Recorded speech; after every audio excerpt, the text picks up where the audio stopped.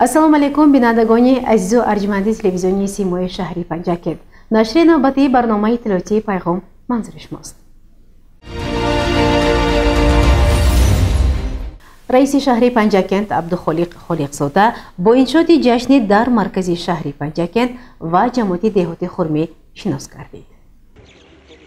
дар ҷарони шиносоӣ бо рафти корҳои сохтмону васлӣ дар бинои нави беморхонаи шифо воқеъ дар қисми дарёи зарафшони шаҳри панҷакент раиси шаҳр пеш аз ҳама таваҷҷӯҳи масъулинро ба иҷрои корҳои босифат ва бо намои зебои меъморӣ ба истифода супордани ин иншооти муҳими соҳаи иҷтимоиёт ҷалб кард ва аз масъулин даъват ба амал овард ки бояд корҳои сохтмону васлӣ ва таъмини таҷҳизоти зарурӣ барои ин муассисаи табобатӣ таҳти назорати ҷиддӣ қарор дода шавад.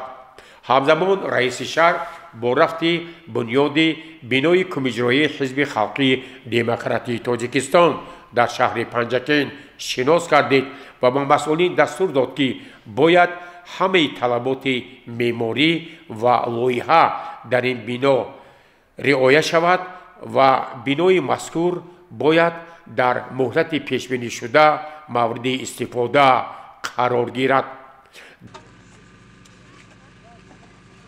дар ҷарони шиносоӣ бо иншооти ҷашнӣ раиси шаҳр ба ҷамоати деҳоти хурмӣ ташриф оварда дар деҳаи озодагон бо ҷарони корҳои сохтмону васлӣ дар бинои муассисаи таҳсилоти миёнаи умумии рақами 31-уми деҳаи озодагон шинос гардид.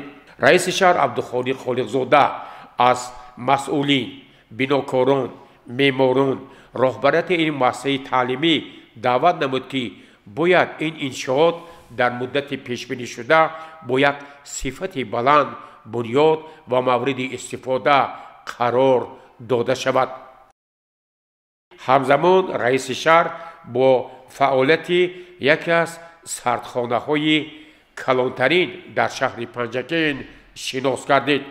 соҳибкор Фарҳод Илёсов ба раиси шаҳр иттилоъ дод ки айни замон дар ин сардхона 90 тонна сабзӣ, 10 тонна шалғам ва 30 тонна тухмии картошка нигаҳдорӣ мешавад ва имкониятҳои сардхона барои боз ҳам захира намудани меваю сабзавот мавҷуд аст.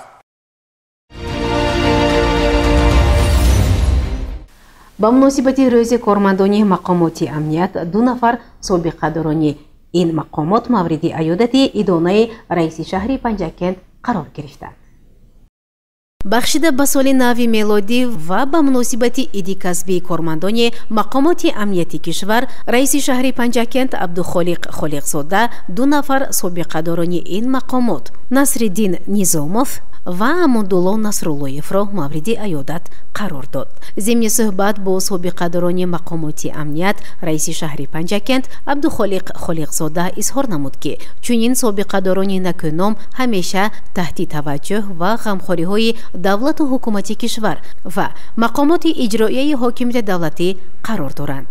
раиси шаҳр ба собиқадорон тӯҳфаҳои соли навиро тақдим намуда онҳоро бо фарорасии соли нави мелодии 2025 шодбош гуфт. инчунин раиси шаҳр ба манзили собиқадорони меҳнат Шириншо Шафоатов ва Ҳалима Саъдуллоева ташриф оварда бо тақдими тӯҳфаҳо онҳоро ба муносибати соли нави мелодӣ табрик намуд.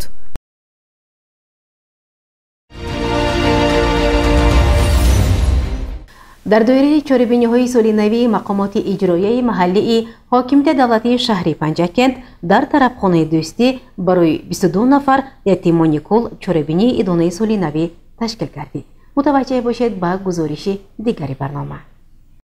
дар доираи чорабиниҳои мақомоти иҷроияи маҳаллии ҳокимияти давлатии шаҳри панҷакент ба истиқболи соли нави милодии 2025 дар тарабхонаи дӯстӣ 22 нафар ятимони кул мавриди таваҷҷӯҳ ва ғамхории навбатӣ қарор гирифтанд. ин ҷо барои ин ятимон як محفل خیلی زیبای ادانه و خاطرمان تشکیل کرده شد که در آن رئیس شهر عبدالخالق زاده، کارمندان مسئول دستگاه رئیس شهر، ادیبان، اعضایان بخش شهری اتفاق نویسندگان تاجیکستان شرکت ورزیدند. رئیس شهر پنجکین عبدالخالق زاده ضمن تبریکات سال نو خویش برای کودکان یتیم بار دیگر تاکید کرد که واقعا آنها تحت غمخواری بی‌واسطه دولت و حکومت کشور، خاصه پیشوای معظم ملت پرزیدنت جمهوری تاجیکستان امامعلی رحمان قرار دارند و حیات آنها همیشه برای آینده از امکانیت‌هایی که دولت معین کرده است بهره‌ور می‌شوند و از غمخوری‌های پدرانه پیشوای معظم ملت آنها برخوردار خواهند شد. در یک فضای تنتنوی رئیس شهر عبدالخالق زاده به یتیمان تحفه‌های سال نو و سر و لباس تقدیم کرد و بار دیگر آنها را با سال نو میلادی 2025 تبریک و شادباش گفت. چند نفر ادیبان ضمن سخنرانی خویش در باره زندگی کودکان و مسئله هایی که به رشد اجتماعی جامعه مربوط است سخن گفته از اشعار خویش پارچه ها قرائت کردند. به نمایندگی از نام کودکان یتیم یکی از آنها عرض سپاس خویش را چنین بیان کرد: دوستان، دارایی دنیا مرا در کار نیست، هیچ باگ از پست و بالا رفتن قربه زی هیچ اسعار نیست.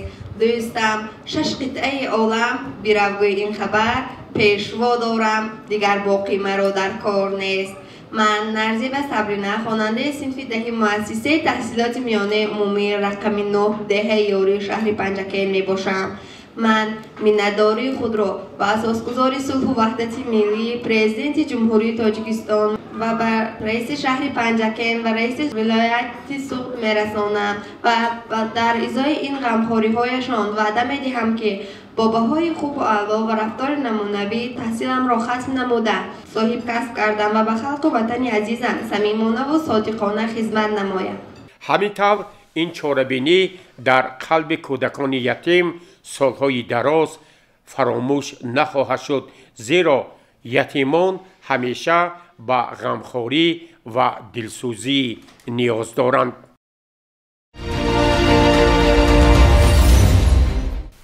برنامه را ادامه می‌دهیم. با مقصد استقبالی سزاواری سال نو میلادی 2025 از طرف صاحبکاران 2 مغازه مورد استفاده قرار گرفت. در عرفه سال نو میلادی در شهر پنجکند باز 2 نقطه نو سودا در خود را به میزاجان باز نمود. آن در کوچه بربادی مروزی در قبط اولی بینای بلند اوشانه واقع در روبروی بینای اساسی فیلیال بانک اسخط جایگیر بوده. به میزاجان محصولات گوناگون غذایی را با نرخ‌های دسترس و با صفت خوب پیشنهاد نموده است. در مراسم افتتاحی این نقطه سودا رئیس شهر پنجکند عبدالخالق زاده اشتراک نمود. اطلاع داده شد که با گشاده شوی مغازه 5 نفر با جای کاری دائمی و معاش خوب تأمین شدند. یادرس می‌شویم که مغازه خوراکواری نو با نام گوشه بولازد به میزاجان خدمت می‌رساند و آن با ابتکار صاحبکار شاهرخ جلیلوف بنیاد گردیده است. مغازه دوم نیز در همین بینای نهقبته جایگیر بوده. در اینجا اساساً جهازی چینیواری پیشکشی ساکنان گردانیده شده است. اینجا خریداران می توانند تمام نمودی چینیواری را با صفتی اعلا، نرخ‌های دسترس و نمودی زیبای چینیواری ها را که از دولت‌های خارجی آورده شده است خریداری نمایند. مغازه چینیواری از طرف صاحبکار ظفر اسلاموف بنیاد شده است. ضمن شناسایی از فعالیت این 2 مغازه نو رئیس شهر پنجکند عبدالخالق زاده از صاحبکاران دعوت نمود که با مناسبت 35مین سالگرد استقلال دولتی جمهوری تاجیکستان در بنیاد انشاءات زمانوی افتتاحی مغازه ها، نقطه های خدمت رسانی و کارگاه های استحصالی سهم خود را گذارند.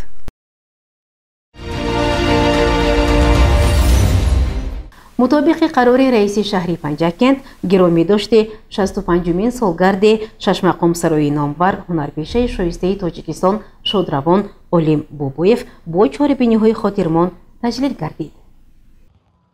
با مقصد ارزگذاری و گرامی داشته 65مین سالگرد یکی از چهره‌های شناخته صنعت معاصر تاجیک ششمقام سرای ناتکرار اولیم اسکندر در اساس قرار رئیس شهر پنجکند سلسله چاره‌بینی‌های معرفتی، ادبی و فرهنگی برگزار گردید.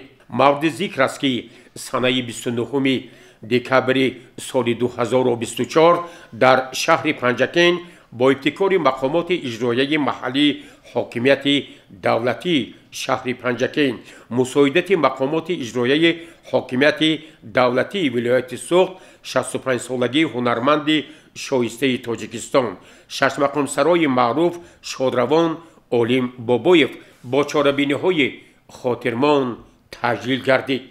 مورد ذکر است که صبح 29 دکبر نخست هیئت نمایندگان از شهرهای دوشنبه، خوجند، پنجکند و دیگر منطقه‌های جمهوری تاجیکستان با همراهی رئیس شهر عبدالخالق خالقزاده از مرقد شادروان اولیم اسکندر دیدن نموده به پایه مرقدش گلچنبرهای تر و تازه گذاشتند و خاطره او را گرامی داشتند.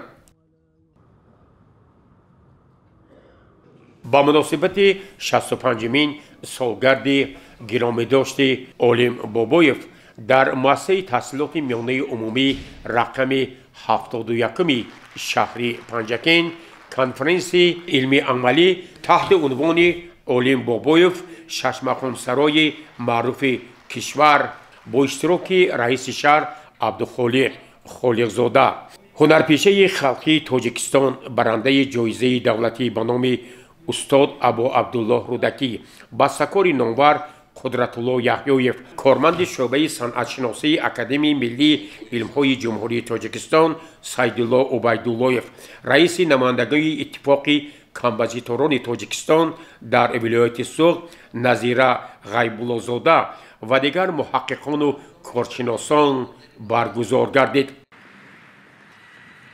سپس چاره‌بینی‌های گرامی داشته خاطره 65 سالگی شادروان اولیم اسکندر در کاخ فرهنگ شهر پنجکند ادامه یافت. نخست اشتراکچیان این چاره‌بینی‌ها با راهبری رئیس شهر عبدالخالق خالقزاده و دیگر مهمانان گرامی قدر لوحه به نام اولیم اسکندر گذاشتن نام کاخ فرهنگ شهر پنجکند را باز نمودند و تاکید گردید که نامگذاری با پیشنهاد مقامات اجرایی حاکمیت دولتی شهر پنجکند و قرار مجلس وکیلان خلق ولایت سوخت تصدیق شده است.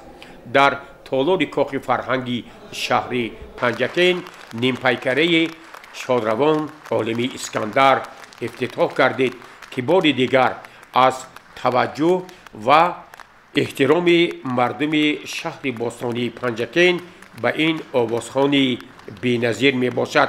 قابل ذکر است که هیئت نمایندگان وزارت اداره ها، مهمانان، کارشناسان به این تشبث مقامات اجرایی محلی حاکمیت دولتی شهر پنجکند جهت گرامی داشته یاد ششمقام سرای ناتکرار اولیم اسکندر به نام او گذاشتن کاخ فرهنگی شهر پنجکند تشکیل این چاره‌بینی‌های واقعاً خاطرمان عرض سپاس کردند.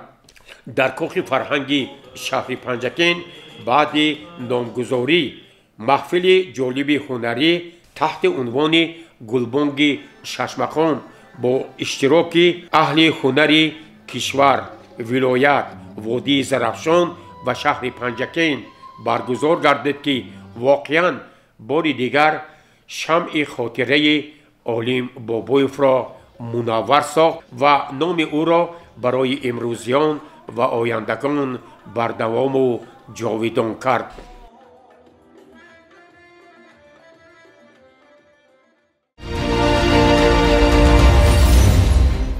бинандагони гиромӣ, барномаи иттилоотии пайғомро бахши эълон идома медиҳад. мутаваҷҷеҳ бошед. муҳтарам сокинон ва меҳмонони арҷманди шаҳри босонии Панҷакент, маркази ташхиси минтақавии агентии Тоҷик Стандарт дар шаҳри Панҷакент нахуст ҳамаи шумоёнро бо фароразии соли нави мелодии 2025 самимона табрику шодбош гуфта ба иттилоатон мерасонад ки дар арафаи ҷашну маросимҳо аз ҷумла соли нави мелодӣ харидори молу маҳсулот махсусан маводи хӯрокворӣ ба маротиб зиёд мешавад. бинобар ин аз соҳибкорону тоҷирон даъват менамоем ки қонунҳои соҳаи стандартҳои давлатӣ, риояи қоидаҳои савдо ва хизматрасониро риоя намуда ба фурӯши маҳсулоти хӯрокворӣ муҳлати истеъмолаш гузашта роҳ надиҳанд.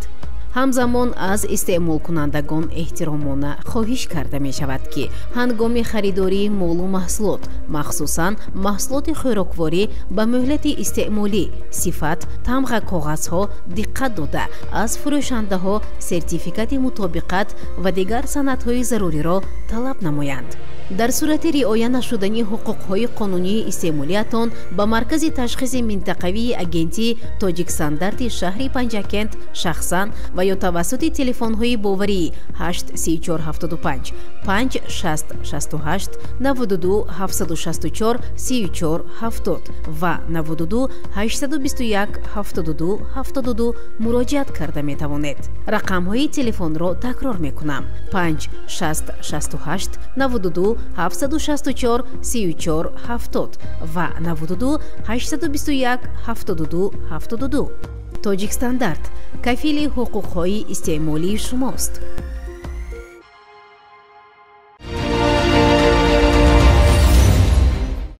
ба ҳамагон маълум аст ки бемории ботулизм бемории сироятии ниҳоят вазнин буда, пайдошавии он асосан ҳангоми истеъмоли ҳасибҳо ва консерваҳои худсохти хонагӣ, мевагӣ, сабзавотӣ мебошад. баҳри пешгирии бемории ҳасибак яъне ботулизм аз ҳамаи шаҳрвандони шаҳру деҳоти Панҷакент эҳтиромона хоҳиш менамоем ки маҳсулотҳои ғизоӣ алалхусус маҳсулотҳои консерваҳои худсохти хонагӣ, ҳасибҳое ки бе сертификати сифат, бе тамға коғаз дар фурӯшгоҳҳо ва дигар ҷойҳои ғайримуқаррарӣ ба фурӯш гузошта шуданд, харидорӣ ва истеъмол нанамоянд. дар ошхонаҳо ва дигар нуқтаҳои хӯроки умумӣ, маъракаҳо, ҷашну маросимҳо пешкаш намудани консерваҳои худсохти хонагӣ манъ аст. шаҳрвандон бояд аз истеъмоли консерваҳои худсохти хонагӣ худдорӣ намоянд. дар ҳолати мушоҳида намудан ба маҳсулотҳои ҳасибҳо ва консерваҳои худсохти хонагӣ, мевагӣ, сабзавотӣ ва маҳсулотҳои пастсифат ба маркази назорати давлатии санитарию эпидемиологии шаҳри Панҷакент ба телефонҳои 53944 92 855 56 66 ва 92 999 63 16 муроҷиат намоянд. рақамҳои телефонро такрор мекунам: 53944 92 855 56 66 ва 92 999 63 16.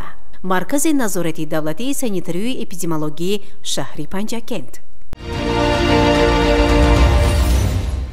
тамошобинони гиромӣ, дар ҳамҷо барномаи иттилоотии пайғом ба поён мерасад. барои ҳар яки шумо саломатиро хоҳонем. хайр, шоду пирӯз бошед.